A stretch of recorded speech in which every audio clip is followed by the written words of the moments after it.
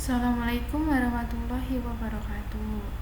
Perkenalkan, nama saya Diana Nurjana. Saya dari Prodi Pendidikan Matematika semester 4. Di sini saya akan menjelaskan tentang materi perkembangan manusia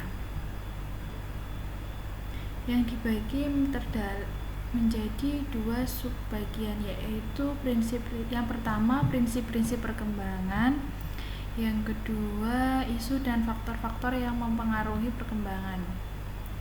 Yang pertama, prinsip-prinsip perkembangan terdiri dari A. Batasan perkembangan. Penjelasan dari perbatasan perkembangan yaitu perkembangan merupakan pola perubahan yang dimulai pada saat konsepsi atau pembuahan dan berlanjut di sepanjang rentang kehidupan. Kebanyakan perkembangan melibatkan pertumbuhan, meskipun perkembangan juga meliputi penurunan. Perkembangan bersifat sistematis, artinya perkembangan bersifat berkesinambungan dan terorganisir.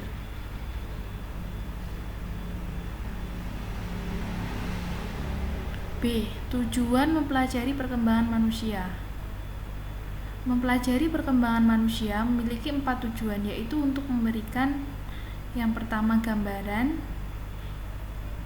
yang kedua penjelasan, yang ketiga peramalan atau prediksi, dan yang terakhir intervensi.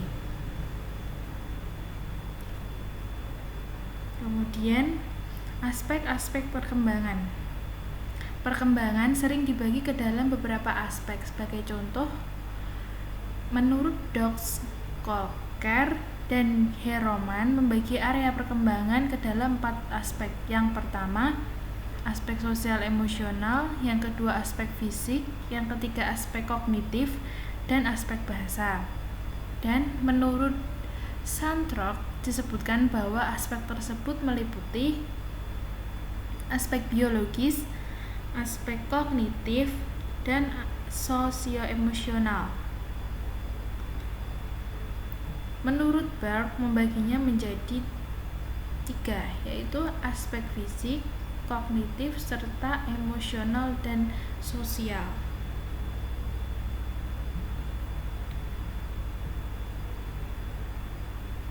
Pembagian aspek-aspek ke dalam jumlah yang lebih sedikit bukan berarti meniadakan beberapa aspek sebelumnya. Aspek fisik.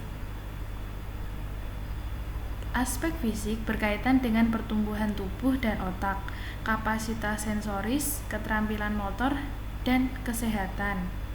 Yang kedua, aspek kognitif. Aspek kognitif mempelajari atensi, memori, pemecahan masalah, proses berpikir penalaran, termasuk di dalamnya penalaran moral, kreativitas, dan bahasa. Kemudian aspek psikososial, yaitu meliputi perkembangan emosi, kepribadian, dan hubungan sosial. Periode rentang kehidupan. Periode rentang kehidupan dibagi ke dalam 8 periode yang meliputi: yang pertama periode pranatal, yang kedua bayi dan toddler, yang ketiga kanak-kanak awal, yang keempat usia sekolah, yang kelima remaja, yang keenam dewasa muda, yang ketujuh dewasa madya, yang kedelapan dewasa akhir, dan yang terkait dengan perkembangan anak, berikut ini akan diuraikan secara khusus. Perkembangan anak dari masa pranatal hingga remaja menurut Berg, Santrok, dan Papalia. Yang pertama, periode pranatal yaitu dari konsepsi atau pembuahan usia 0 hingga lahir, yaitu 9 bulan. Kemudian yang kedua, periode bayi dan toddler, yaitu dari lahir hingga usia 18 sampai 24 bulan. Yang ketiga, periode kanak-kanak awal, yaitu berlangsung sekitar 2 hingga 6 tahun. Yang keempat, periode usia sekolah berlangsung sekitar usia 6 hingga 11 tahun. Yang kelima, usia remaja hingga Yang kelima, periode remaja berlangsung sekitar usia 11 hingga 18 tahun. Prinsip-prinsip perkembangan. Menurut Beatles DKK, yaitu mengidentifikasi 7 prinsip kunci tentang pendekatan perkembangan sepanjang hidup. Prinsip-prinsip tersebut menjadi kerangka konseptual untuk mempelajari perkembangan sepanjang hidup atau lifespan development. Yang pertama, development is lifelong, yaitu perkembangan adalah proses perubahan sepanjang hidup. Yang kedua, development is multidimensional, yaitu perkembangan berlangsung dalam banyak dimensi atau multidimensional. Yang ketiga, development is multidirectional, yaitu perkembangan berlangsung dalam lebih dari satu arah atau multidirectional. Yang keempat, relative influences of biology and culture shift over the lifespan, yaitu proses perkembangan dipengaruhi oleh faktor biologis dan budaya. Yang kelima, development involves taking resource allocation, yaitu seseorang dapat mengalokasi sumber-sumber yang ada seperti waktu, energi, talenta, uang, dan dukungan sosial dalam cara yang beragam.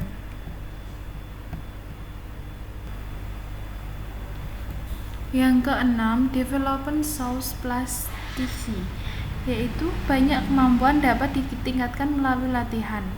Yang ketujuh, development is influenced by the historical and cultural context.